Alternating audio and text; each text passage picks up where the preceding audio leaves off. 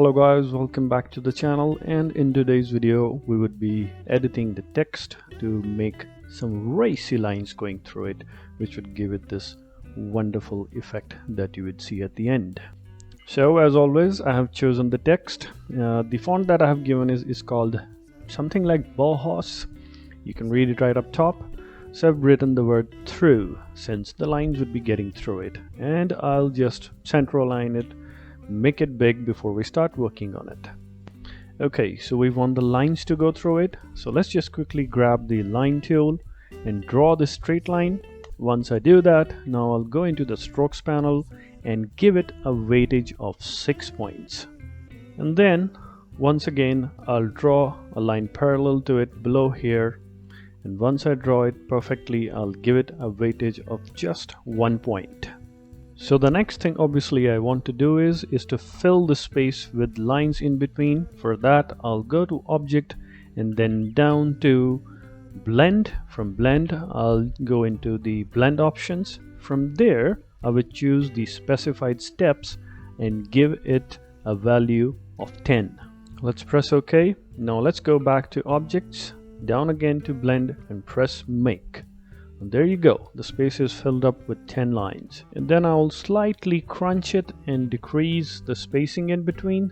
Now once we have the blend with us, what I really want is I want to extract each of these lines. For that, I'll go to Objects and press Expand, not once but twice, so that I can have access to all the lines in there. Now we need to turn our attention towards the text. For that, I'll first of all click on the text and press right click and then create outline. I'll press right click once again and then select ungroup, so that I have access to all the letters individually. But I'll do one more thing. I'll go into the objects and from there down to compound path, and from there I'll select make. So the reason to go into the compound path and to press make is that unless I don't do it, all the letters would not be treated as one, and when I will bring the lines over the text, it won't apply to all the letters if I don't do this. Otherwise, if I miss it, it will apply only to one letter instead of the whole word. So that is why I need to do it. Meanwhile, I have changed the color to nice red. Next, as you can see, I'm just playing around with the lines by holding them, bringing them over the text, trying to rotate them at an angle so that all the letters would be pierced by these lines, and I would be able to get what I really want to get out of this text.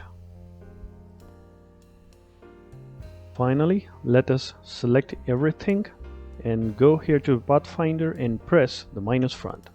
There you go, it's ready. If you don't know how to access the Pathfinder, just go up here in the Windows and find the word Pathfinder. It will give you the panel. Let's finish it up with a wonderful background. So I'm just drawing a box to fill up the canvas space, and I'm going to give a beautiful contrasting color, and I think yellow represents the best contrast for red. And as you can see, I'm filling it up and pressing it down. A final touch would be for me to select this text and just make it bigger and fill up the space, and as you can see, our work is done here.